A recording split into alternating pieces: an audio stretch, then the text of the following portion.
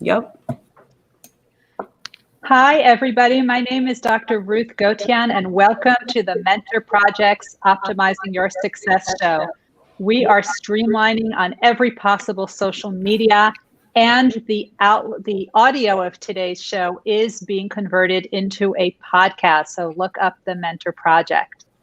So January is National Mentoring Month, and we have been discussing different facets of mentoring, and we will continue to do so all month long. So one of the questions that I often get is role model, mentor, coach, and sponsor. What is the difference? Well, there are actually 4 different words, and they mean 4 different things. So a role model is somebody you look up to. They have some skill, some characteristic, some attribute that you wish to emulate. You may never meet that person, but there's something about them that you really connect with. So for example, I'd love to have the public speaking skills of President Barack Obama. And when I interview people, I would love to be able to connect with them the way Oprah Winfrey connects with people. I've never met President Obama. I've never met Oprah Winfrey, but they are my role models for both public speaking and for interviewing. Now, a mentor is somebody who guides you. They walk by you, they help you. It is a long-term partnership. You come with a goal, you come with a plan, and they help you finesse that plan. They give you perspective, they teach you new skills. It's a long-term relationship. They introduce you to their network. This is really for the long haul. Now, a coach is someone who talks at you, and it's usually for a finite period of time. So when I'm coaching someone, it'll be for a certain number of months and for a very specific skill. We want to overcome imposter syndrome. We want to work on executive presence. We want to develop ourselves for promotion. If I'm going to give a TED Talk, I'm going to hire a coach who can help me with storytelling. And now the last one is a sponsor. And a sponsor is somebody who talks about you when you're not even in the room and only in the best light. So these are the people who are nominating you for promotions, for choice committees, for awards. They are really amplifying all the work that you're doing. And it can either be in committees and boardrooms. It could be on Zoom meetings where they say, so-and-so had a great idea. They could even post about you on Twitter and say, congratulations to so-and-so on getting on this committee or winning this award or getting this prize or getting this great achievement. So the sponsorship can come from anyone. It could be someone senior to you, someone at your level, or someone junior to you. So those are the 4 roles: role model, mentor, coach, and sponsor. They could be 4 different people, or it can be the same person or any variation thereof. The important thing is that you need all of those people on your team if you're going to succeed. So once again, as you know, I study elite high achievers to figure out what it is that has made them so successful. And every Monday night at 8 o'clock Eastern, we get a group together and we talk about different things that have made them successful. Now, we always have our core group, and then we have surprise guests that come in every week, and some come for multiple weeks. So you're really going to get a real insight into some of these great people. Now, a lot of them, as you know, will be featured in the book that I'm writing about these high achievers. So you're getting a sneak peek into all of them and their stories around the topic that we're talking about. So again, I'm Dr. Ruth Gotian. Welcome to Optimizing Your Success. If you are listening to us on the podcast, the Mentor Project podcast, please leave us a rating and review so that other people can find us. And without waiting another minute, we are going to meet our incredible panelists, our incredible high achievers, and we're going to talk about role models, mentors, coaches, and sponsors. Jax, you are up first. Tell us who you are. This is brief introductions, who you are and what you are known for. Why do I think that you are a high achiever? Awesome. Thank you, Ruth. I'm so happy to be here. So Jax Scott, my background is 17 years in the military, primary special ops background, one of the first women that was part of a special ops program before the military or before Congress allowed women into combat roles. I took those skills and I have transferred them into being an entrepreneur and a CEO. And then right now I am the COO of the Mentor Project, and I also do cybersecurity, cyber threat intel on the side. So thank you. Now, most high achievers are extraordinarily humble, and I have to pull certain things out of them. Jack Scott, tell everyone that big award you got. Oh, I love you, Ruth. I received a Bronze Star while I was in combat. Why don't you tell us civilians, what is a Bronze Star? A Bronze Star is an award that is only received during meritorious service. So I received mine while I was in combat. It's also only given to a very, very small percentage, and a certain set of ranks receive it, like an individual with time in service, or if you're like an E7 or a captain. So it's a very difficult award to receive. Congratulations. Thank you. Thank you. Dr. Allison Escalante.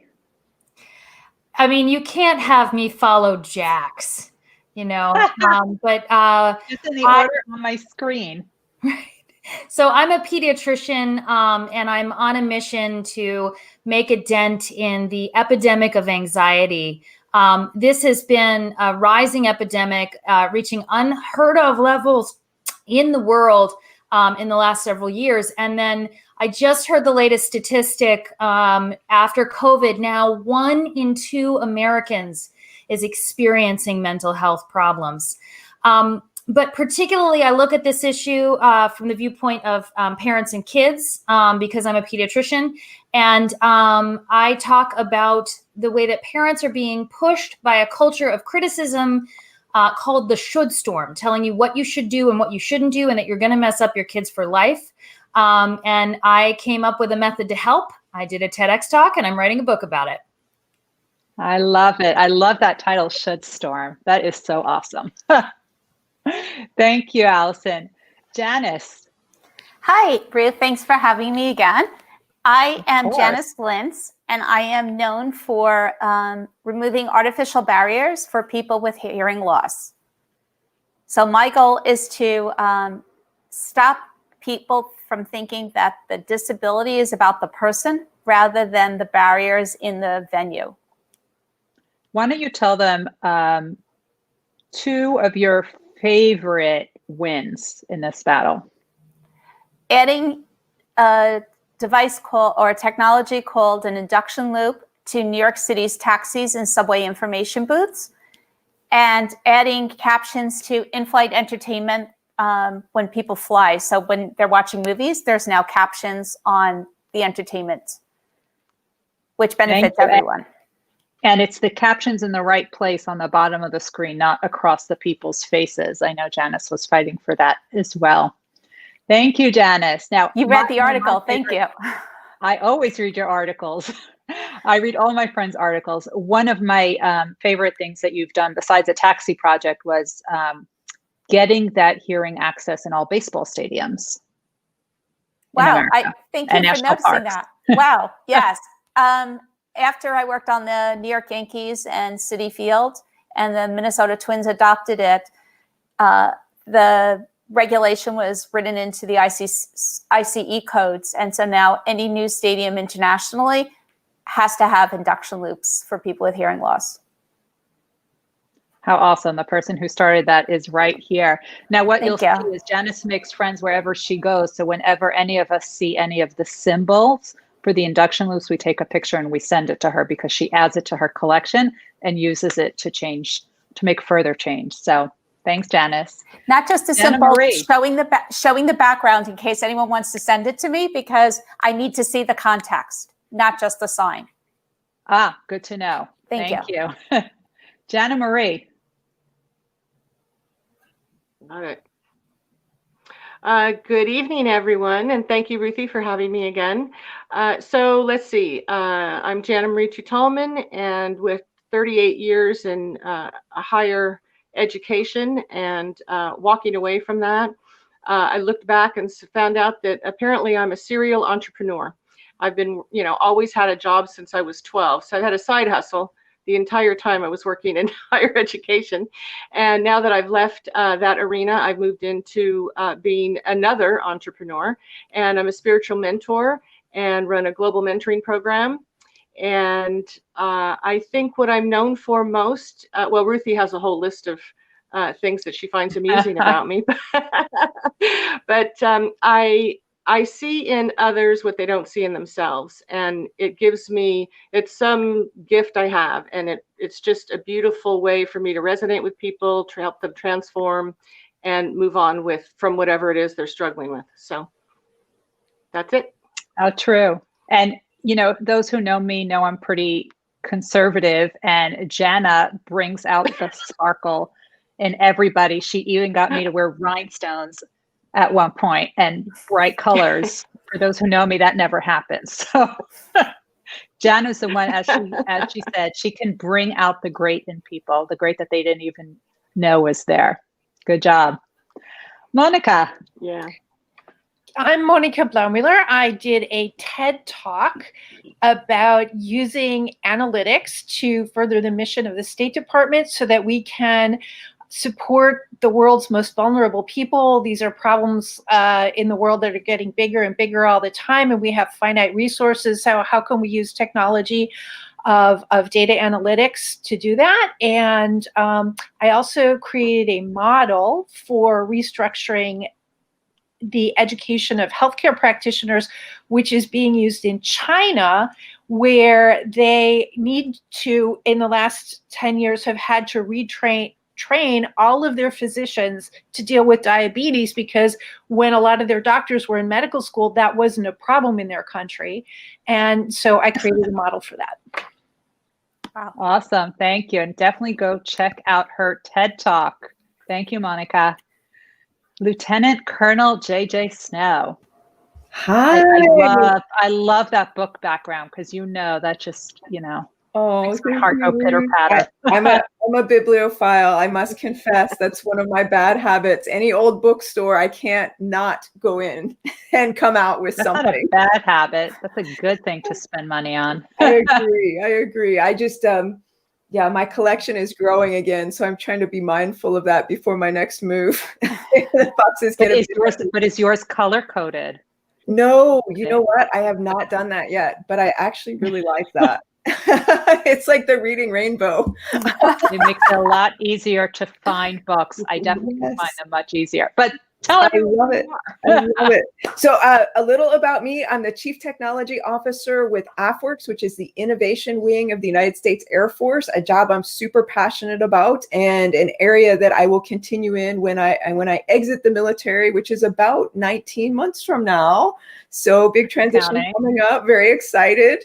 And then I'm also the Chief Technology Officer for the Mentor Project and an advisor for Moonmark Space. So these are some of the passion projects that I have ongoing right now, and a big fan of STEM and uplifting and empowering others. And what did you say your superpower was? Oh, I'm a connector. I find people and problems and match them up in interesting ways, and then I get out of the way and watch the magic happen. But what was that special way that I love that you said that you do that? Oh, I translate. So I'm a translator for the government. So I translate between geek and government, and I allow the two to speak. So it's kind of like translating between, I don't know, Klingon and Vulcan sometimes. I love it. And JJ, how long have you been serving in the military? So I've been in the military 19 years, and I've been in federal service 23 years, because I was with Fish and Wildlife Service for 5 years before I came in. So wait, did I run out of daycare? Right, exactly. And math in public, I don't know if I did the math right. Did I? No, 24 years. Oh my gosh. Wow. So it's been a ride. Wow. Awesome. Well, thanks for joining us. Thanks for having me. This is always a delight. Absolutely. This is always fun. And joining us for Ladies' Night with the best light on his face, Chris. Hello. Yes, I am the male representative here. I guess that might be the most outstanding part of my evening. So I competed in 7 Paralympic Games. I climbed Mount Kilimanjaro in a hand cycle, And, Wow. and I started, thank you. And I started a foundation called One Revolution Foundation. Our mission is to turn perception of disability upside down. I had a skiing accident when I was 20 years old, broke thoracic 10 and 11. So I've been in a wheelchair now for 32 years. And really the idea of turning perception of disability upside down is filling that void with performance, filling that the void left by assumption with story that helps us see ourselves in the other person and change the narrative from that's bad to what do you do. So that's basically what I do. It. So yeah, you do it really well. So Chris, how many Paralympic, and I know there were also some Olympics, right? You did both? Just Paralympics, actually. Yes. So 4 Just Winter, 3 Paralympics. 4. Oh, that's right, because you're in 2 sports. So why don't you give the full, more detail? more detail. So you're just glossing over it because, as far as I know, no one else here competes in 1 sport, let alone 2 at the Olympic level. So, we need some more intel. So I was an alpine skier. I skied in a monoski, or I continue to ski in a monoski, which is basically like taking sort of like the frame of a motorcycle minus the wheels and the handlebars and the engine. And so we have a shock absorber, like a scissor type thing with a shock absorber. I sit at about 18 inches off the ground. Feet out in front of me. I have 2 little crutches with skis on the bottom, which are called outriggers. That's how I ski. It's where I forget that I'm sitting down, because the feeling of making a turn, we as old ski racers are in search of our unicorn, right? Our unicorn is the perfect turn, and it might exist, it might not exist, we might not ever get there, but it's where I forget that I'm sitting down. And so I did alpine skiing, and then I raced wheelchairs. So you've probably seen the like Boston Marathon, that kind of thing, but I raced it on the track. I was really more of a sprinter. 100, 200, 400, 800. I did the relays, which if any of you get a chance to watch wheelchair relays, it's a bit like NASCAR. Something is going to go wrong. It's often a race of attrition where you only have 4 teams on the track, because we actually use both lanes to pass, and oftentimes the medals are determined by who gets to the finish line without any problems. And so I actually won 13 medals total. So 12 in the winter, 5 gold, 5 silver, and 2 bronze in the winter, and won a silver medal in the 200 meters in Sydney in 2000. So one of those athletes, one of the few to sort of have world championships in both winter and summer. Thank you very much. And then if that wasn't enough, because that was not enough of an achievement, then you took a camera crew. Tell the rest of that story. So when I was competing in the Paralympics, we were not really on television. We're on television now.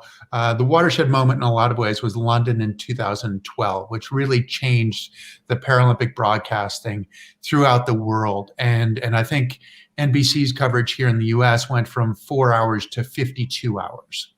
So it was a monumental change and has continued to grow. But when I was competing, we really weren't on television. And if you don't tell the story, it didn't happen. And there are 1 billion people in the world with physical disabilities. And in a lot of ways, from the time we're little, we're taught not to stare at someone who looks different. It's impolite to stare. But if we never get a chance to ask questions, we never get a chance to see somebody to get to know somebody who seemingly is different from us. So I felt like I needed to try to tell that story. I had been lucky enough in some ways to have had some success, to have had, some publicity, those kinds of things. And there was a bit of a responsibility to try to change people's lives in the way that they didn't have to tell their story every single day. That they didn't have to say, oh no, this is what you think, but this is actually really what's true. To tell it in a more global kind of way. And so I had this idea, which I can't take responsibility for this idea. It was really more of my subconscious, that told me that I needed to climb Mount Kilimanjaro, 19,340 foot Mount Kilimanjaro, tallest mountain in Africa, tallest freestanding mountain in the world. I did not know much about Mount Kilimanjaro other than I knew that it was an entity and that people climbed it.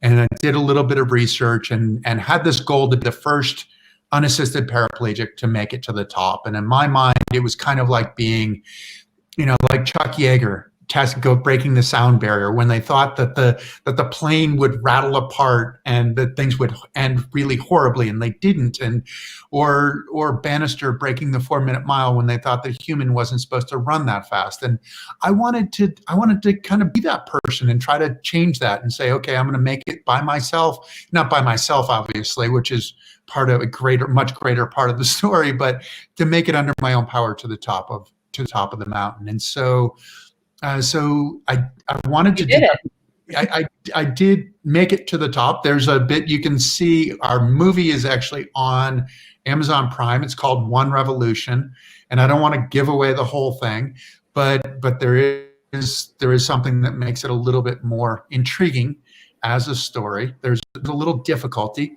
as we go along, but I felt like we needed to tell that story. And we needed to tell that story in a way that was comfortable for the audience. The audience could sit in a theater seat, or they could sit on their couch and they could watch it without somebody telling them what they had to think.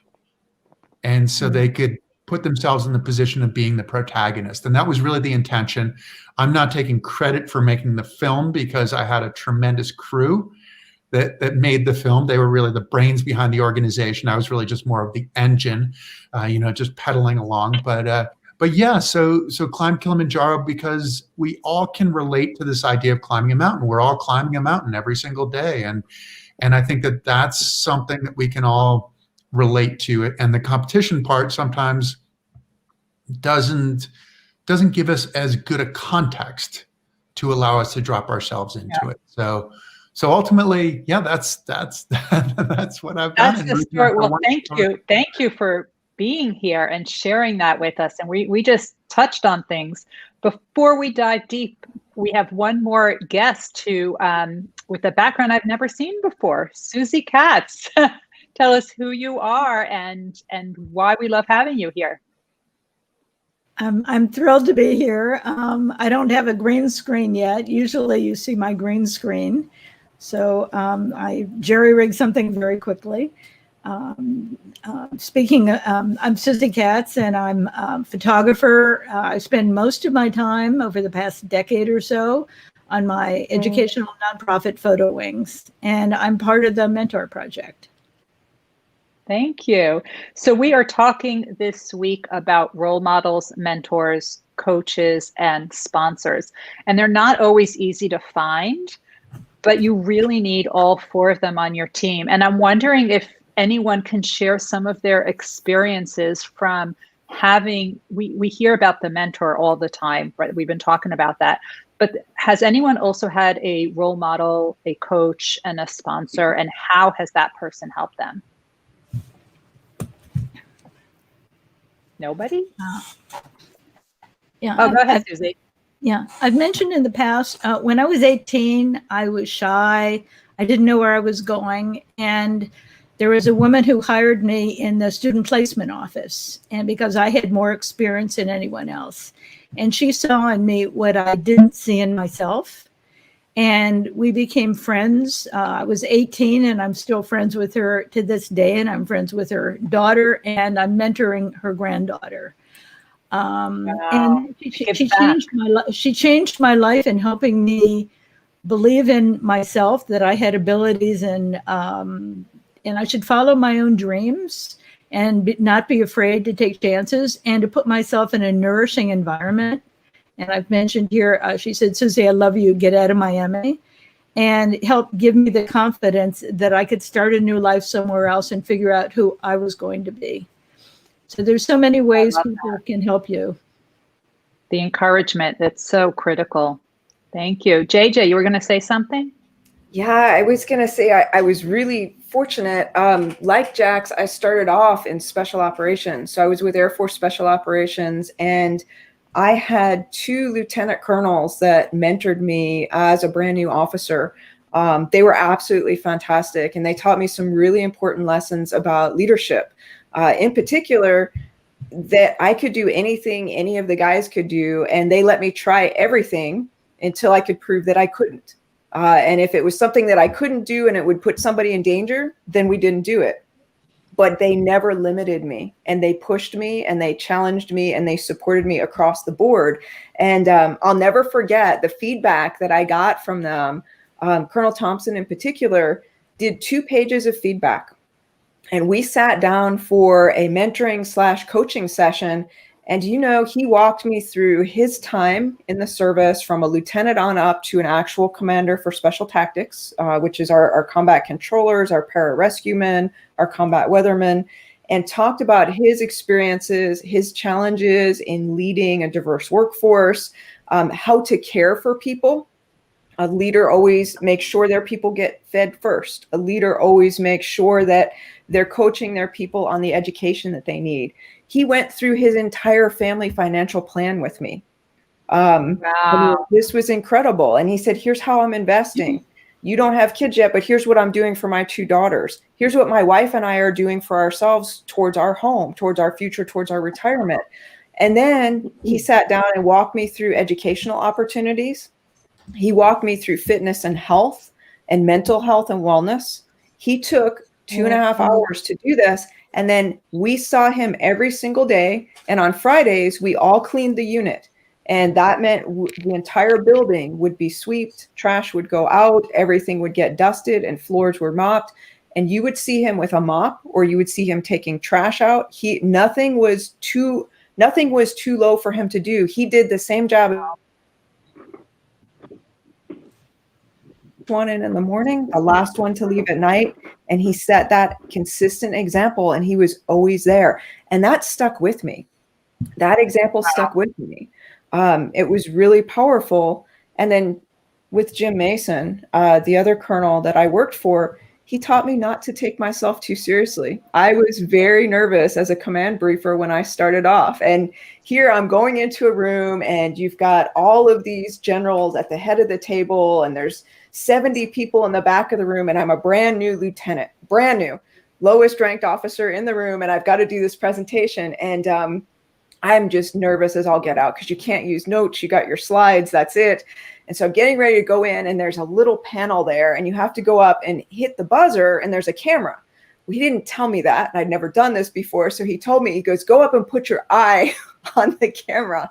So I go up there, and I'm like this, and he doesn't, he has hit the button. It's going to scan you. So I hit the button, and I hear this voice come across the intercom, and there's this sigh, and it says, please take your eye off of the camera. We need to see your badge. But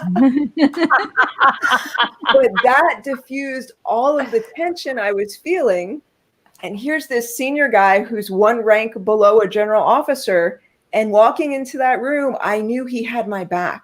And so I was confident, and I was able to go in there and feel like, okay, he's there for me. And after every presentation, he would give me feedback. Hey, this went really well. You kind of screwed that up, and you could do better. That meant a lot. Wow. Because he was direct and honest. So from both of these men, they set me up for success in the career that I've had throughout the military. And I'm so grateful for them. So I just wanted to share that, because that was a big foundational point for me, that first assignment, because they really took an interest in me and really invested a lot of time to make sure that I was successful throughout my career. I love it. Are you willing to give a shout out to their names so people know who these people are? Yes. Colonel Rob Thompson, who's now retired, and Colonel Jim Mason, who I actually presided over his retirement. He retired before I left Special Operations Command. So They were fantastic.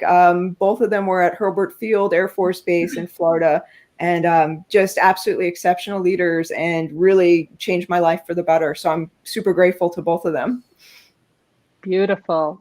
Wow. Thank you, gentlemen. Janice, you were going to share yours.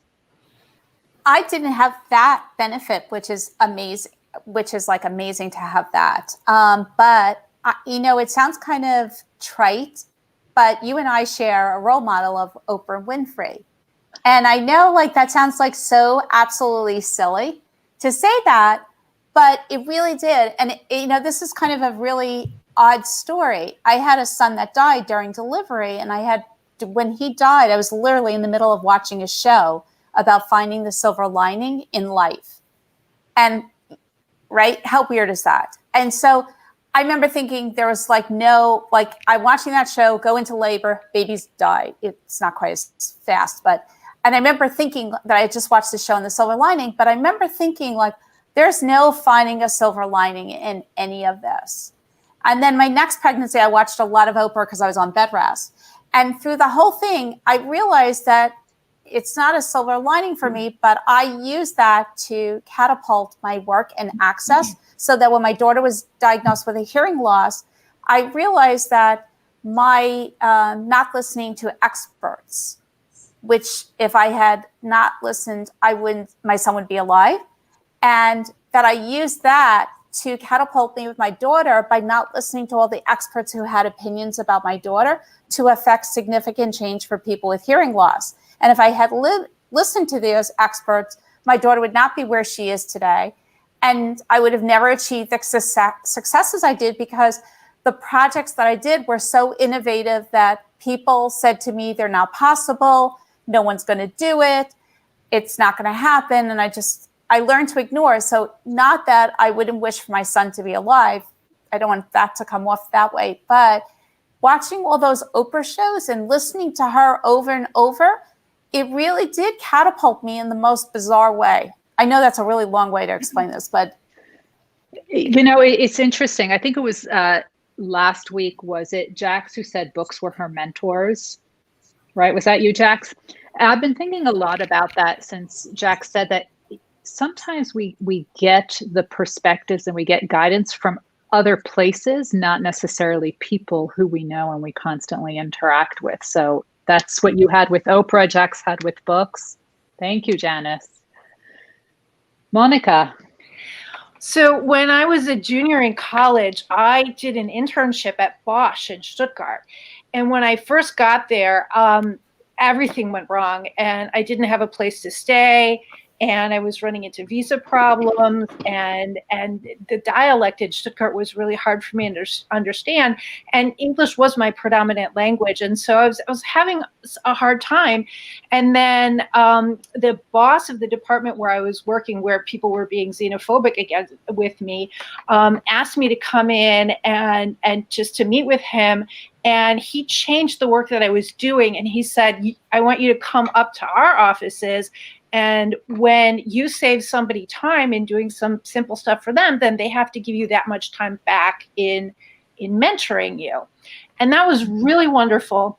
And then around the time I solved my housing problem by meeting the person who sponsored my internship, who was the person who ran technical training for Bosch. And he asked me to come in and live at his house. And he said, you were actually supposed to be assigned to my department. And I said, yeah, I'm doing this really cool stuff right now. And if I work for you, it'll be kind of admin work. But then he started this really big project that was a big PR thing that the 30 biggest companies in Stuttgart sponsored every year at Christmas time in the Christmas market. And that year he was having a hard time assigning a mid-level manager from his department because he was going through an efficiency review. So I convinced him to send me. And I was running a PR thing, and I was working with the principal dancers of the Stuttgarter Ballet. I met the governor. There was a group that was, they did German Motown, and so they asked me to come and sing on the stage. And by then, my language had gotten so much better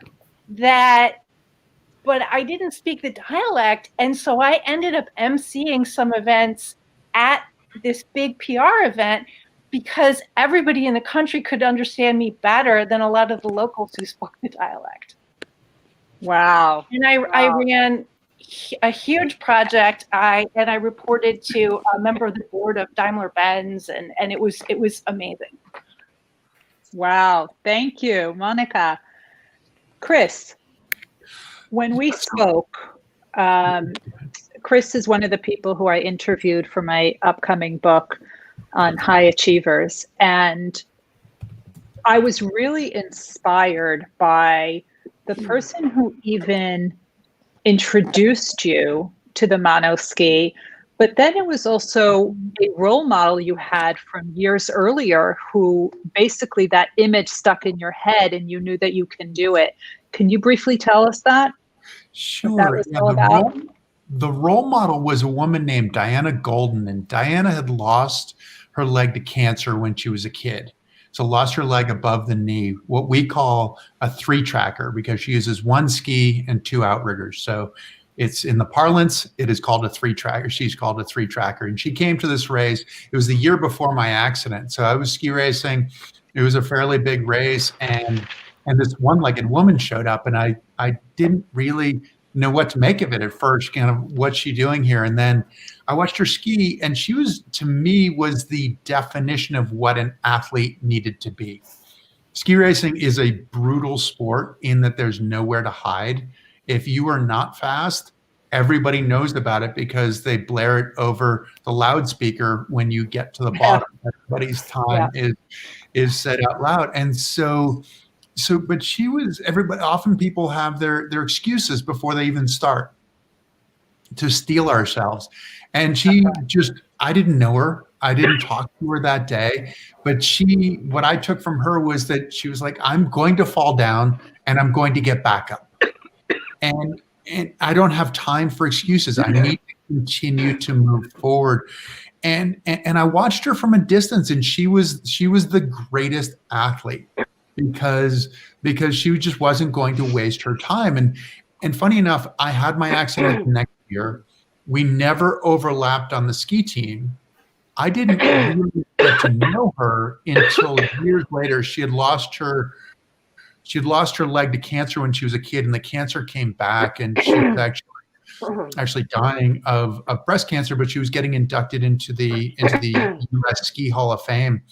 And they asked me if I would speak at her induction, which was a gigantic honor for me to speak at her induction, because she'd been this role model. I'd been trying to follow in her footsteps. She probably had no idea that I was trying to follow in her footsteps, but really it was each step I was trying to think, how could I do for other people what she had done for me? And so she was a tremendous role model. Wow, that was the story. I really remember that from when we had our chat. And then you were on your college ski team, and then you had the accident. But then it was your coach who approached you with an idea. It was my coach. So my coach, Bart Bradford, called me up. I was in the hospital for 2 months. I came back for the spring semester.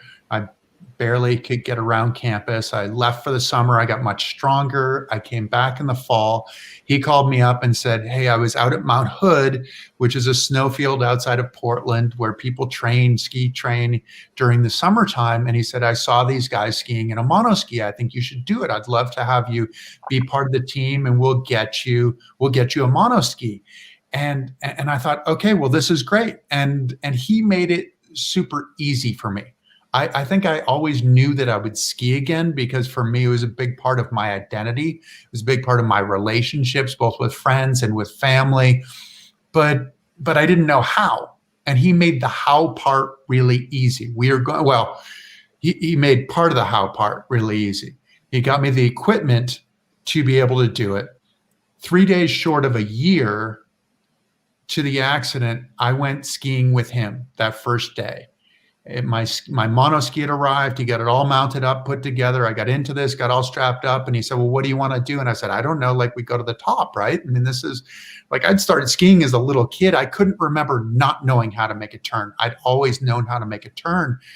And he didn't want to say no to me, I don't think. So we went to the top. I got off the lift, and predictably, I fell over, and he picked me up. And I said, okay, I understand, like falling is part of learning, but I know how to do this. I had ski raced for 15 years. It was different, but I knew what you were supposed to do. And so I went into my first turn with a strategy, and I felt like the magician's assistant. I mean, literally, I felt like I'd been cut in half. My brain is screaming out the orders, and my body had no ability whatsoever to follow those orders. I fell over again, but he made the part of, the initial part of getting there really easy. He made the support part really important. I mean, he supported me in getting the equipment. He supported me in being part of the team. One of my teammates would take my monoski. It was actually a school ski area. So it was probably one of the few places that actually had a library in the ski lodge. And so they would store my monoski in the library. And one of my teammates would take the monoski out of the library and put it onto the snow. And I would get into it. And I had just tremendous support from all of them. They were all behind me. And that to me, just really, and I was more liability than anything else, but I was helped along and helped to the point where I felt like in some ways I had an advantage because I had all of these people supporting me. I think that's incredible. And I think, the common thread that I'm hearing with Susie's story and JJ's story and your story is that one of the greatest things is the mentor can do is encourage and support.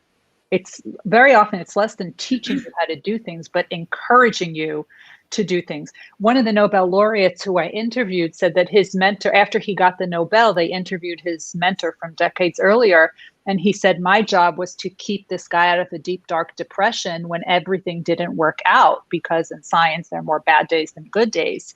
And it was really just being that cheerleader constantly to encourage and encourage and encourage. And, when you really feel down, they're there physically or emotionally to pick you up. So I saw that as a common thread. I was curious if any of you have sponsors, people who nominate you for things, talk about you in a positive light. I do. Sponsors? Tell me, Allison. Well, 3 of my sponsors are here tonight. So Ruth, you've been one of my most amazing sponsors. And I just love it, and I think Ruth and I have some circles that kind of overlap like a Venn diagram. So I think we've been sponsors of each other.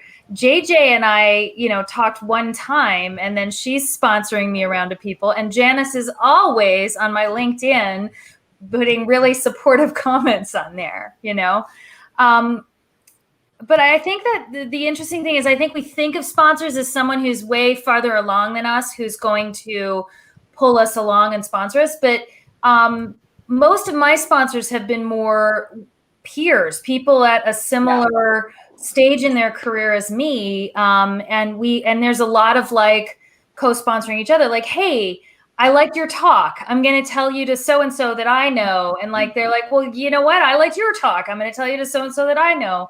And I think it's fun because it's not just sponsorship. It feels like part of a community. Absolutely. And I think that peers can actually be the best sponsors for each other because we understand what the other one is going through, how hard things are. It's not that we're not jaded by it because we don't have these rose-colored glasses on because we're in it. We're in those same exact trenches. So we know exactly what it is that you're going through. And one of the ways that I always recommend for people that they can sponsor each other is, for example, Allison and I were giving talks at the same conference, and my talk was following hers. Her talk was so good, I was almost late to mine because when you're the speaker, you have to show up in the Zoom room early. It was so good. I was so captivated. I took a picture and I think I tweeted it out. Mm-hmm. And that's how someone from my network found out about it. Is that what Andy? Yeah. Andy, that was how we connected with Andy. And then you were on Andy's podcast, I think, right? Well, I was scheduled, but it got canceled, but we're doing it soon. Yeah. Oh, but it was from that. Yes. As a peer, you can just take a picture of something that person's doing, put it on social media. And what you're doing when you do that is you throw your entire network behind it because they see that you are supporting something that they are doing. And if they post something, by all means, like it, engage with the content, share it, because that shows that you are being supportive. Now, I have a sponsor. I have two sponsor stories for you. The first one is I realized that if you want someone to sponsor you, you have to just ask. Will you nominate me for this? I only recently found out that this was already going on for years, that people were nominating their friends for these major awards. I had no idea that this racket was going on. No idea. Until somebody asked me to nominate them. And I said, oh, is this how it goes? So I asked people, I said, if you think that I'm worthy of this, would you consider nominating me? And if they say no, then it's no. And if it's yes, but at least I can throw my hat in the ring for something. And you have to ask, because very often it doesn't, people are busy. It's not always on their radar to nominate you. But then I had this one opportunity where I did not ask, and I was asked to serve on an editorial board of a major academic journal, which is a big deal in academia. And I was relatively new to the role, so I was really honored because this could really help my career. So I thought that was a sponsorship, and it was actually my boss who recommended that the editor ask me. I didn't know that conversation was going on. So I thought that was great sponsorship, and I am to this day very grateful. So does anyone else have a story like that? I find this group is like unbelievable, like sponsor. I mean, you always are singing my praises, Jax. Just recently, JJ recommended me for a speaking engagement, which was like the perfect speaking engagement for me. And then I was so happy to be able to recommend our mutual friend Tamara and another mutual friend who they connected. And so I think it's like this amazing group that we've become of everybody helping each other. It really helps because we're all in very different fields. So there is zero competition whatsoever. There's, like, so you remove that whole aspect, but it's like amazing to me, like when it works this well and everybody is able to help each other. Like, I love being able to support people's articles and when they're supporting my articles, and it's amazing. And I've never actually had this kind of network the way we've become prior to this. And I feel like it's when people talk about they have one of these like sounding boards or these like, you read in books where they have like this executive committee, so to speak.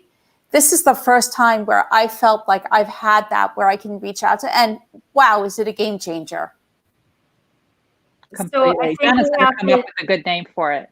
I think we have to take one moment here to circle back to a theme Janice brought up, which is silver linings, right?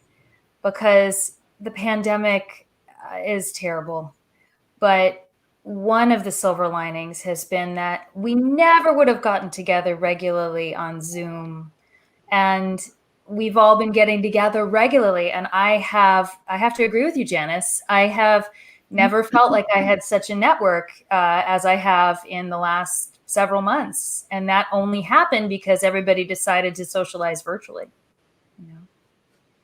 Absolutely. Monica, we can't hear you.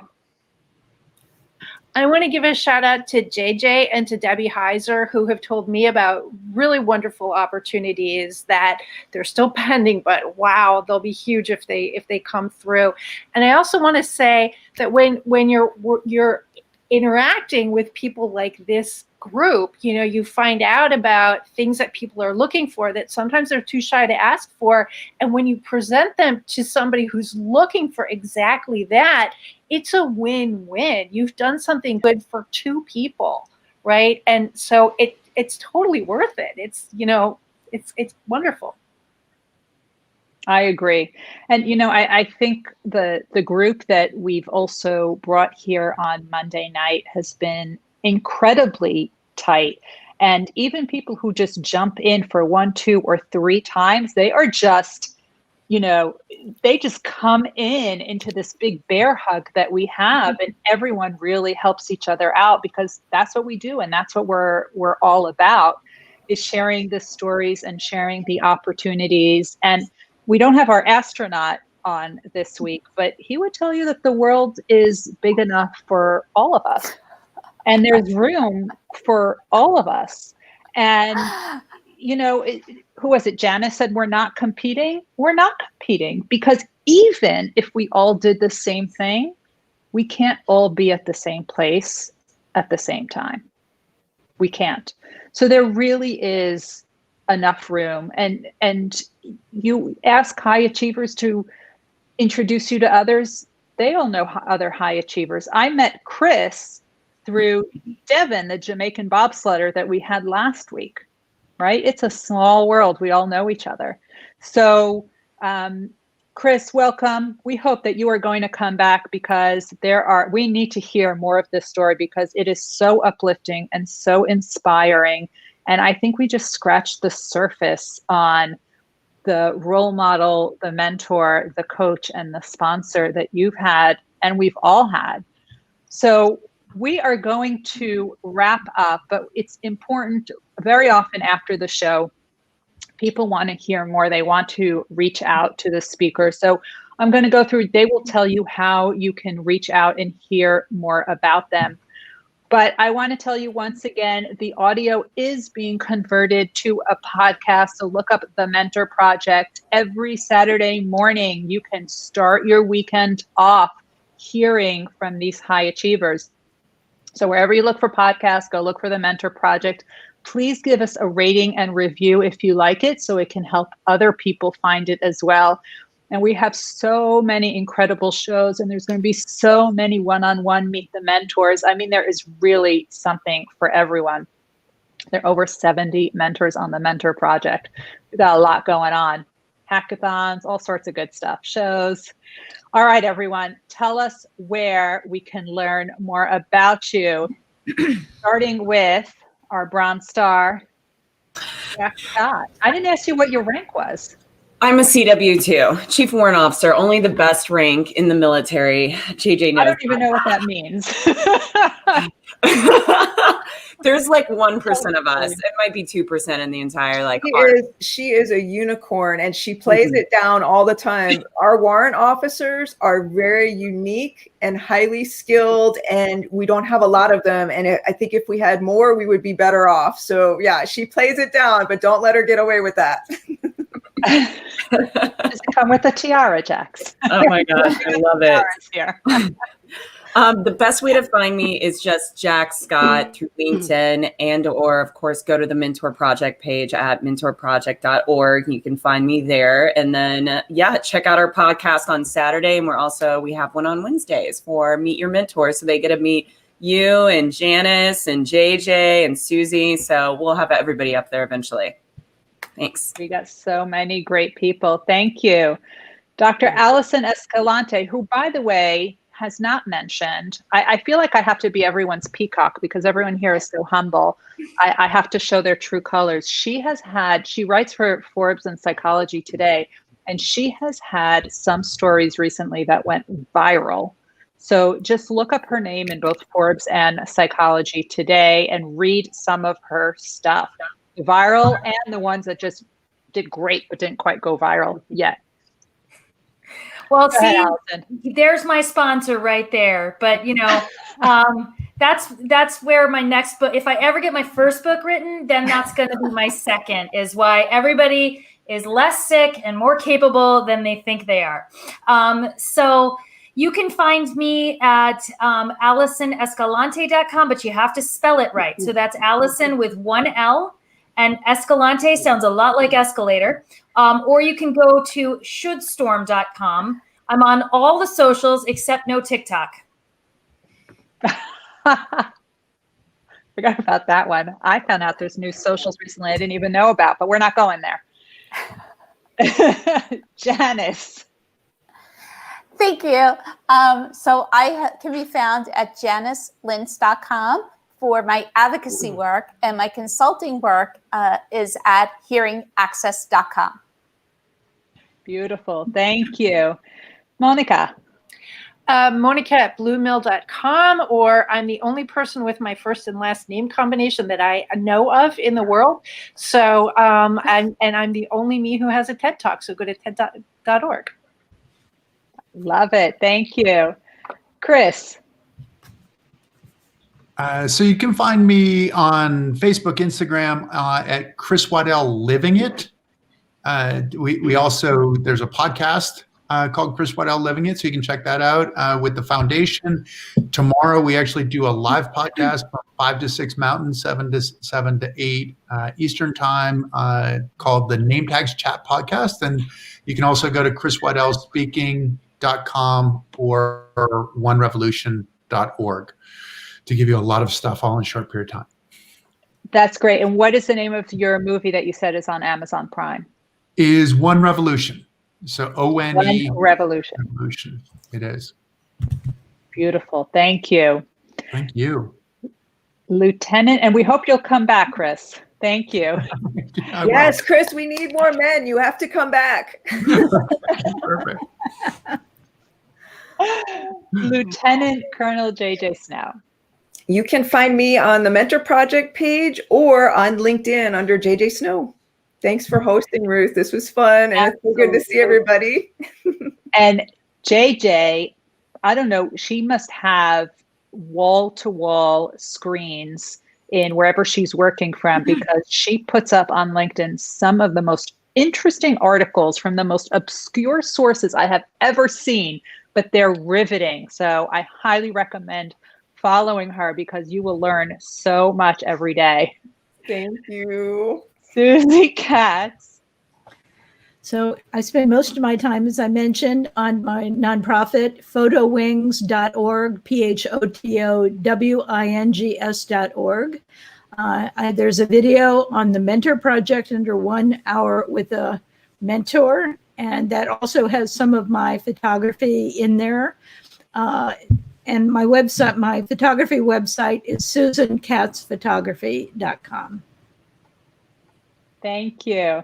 And I think we love having you here. And I think you definitely need to check out Susie's photography. As you know, I'm a huge fan with her use of color. As someone who wears black every single day, I love the way she uses color.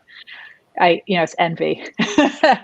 I think Jana was having some internet issues, but I know that you can find Jana Marie Tutalman on LinkedIn, and I know she would love to get in contact with you. I am Dr. Ruth Gotian. I study elite high achievers and love to talk about all the wonderful things that they do and how you can do it. You can find me at ruthgotian.com, RuthGotian. You can also find me on LinkedIn and Twitter and Instagram. It's all my name, Ruth Gotian. And all of these shows are on the Mentor Project website, YouTube. They're probably going to be all over social media. And the podcast that comes on Saturday mornings. And I really want to thank Dr. Debbie Heiser, who's somewhere behind the scenes, the CEO of the Mentor Project, who really helps make this happen each and every week behind the scenes. And Jana Marie, I think I told everyone to follow you on LinkedIn. Is your internet any better? Are you good? Yeah, I hear like every 10th word. It's been really, I'm hanging on to every word. Oh, can you hear me? I told everyone to follow you on LinkedIn. Now listen, guys, next week is Martin Luther King. Yeah, Janet, there's a delay. I told everyone to find you on LinkedIn. So next week is Martin Luther King Jr. Day. We are not going to be getting together. The Mentors on the Mentor Project have a professional development thing that they are doing, but we will see you back in 2 weeks. And I have at least 2, and if Chris joins us, 3 surprise guests that I think you're really going to enjoy. So we will see you on the 25th. Until then, happy National Mentoring Month. Bye. Thank you, Ruth. Thank you. Thank you. Thanks, Ruth.